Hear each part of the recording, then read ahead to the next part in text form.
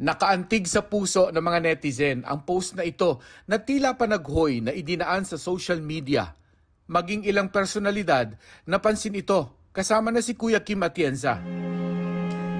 Matatandaan ang pinagdaanan kamakailan ng pamilya ni Kuya Kim nang kunin ng problema sa mental health ang buhay ng anak niyang si Eman.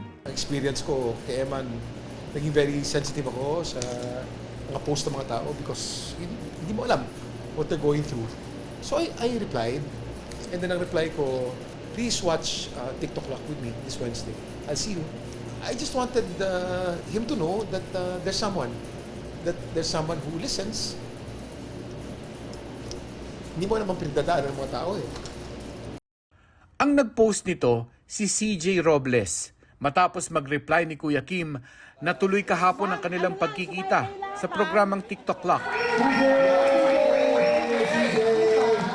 Pumayag si CJ na pangalanan siya at ipakita ang kanyang mukha para sa ulat na ito. Sobrang saya na may mga taong naniniwala pa rin po sa mga kagaya namin nakakaranas ng mental health issues. Nalaman ko yung storya niya, why he's going through what he's going through, and I totally feel him, and I totally understand why and what's going on.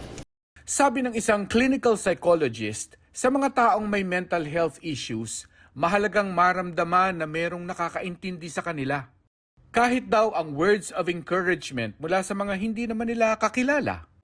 Tutulungan din daw ni Kuya Kim si CJ na makapagpakonsulta sa psychiatrist. So, lahat tayo may krus, maraming tao may krus. They look normal, they look happy, they look ordinary, they're high functioning. Pero hindi mo alam kung ano pinagdadaanan ng mga yan. Hindi natin alam kung ano pinagdadaanan ng mga anak natin. Pakinggan natin. At a little kindness goes a long way.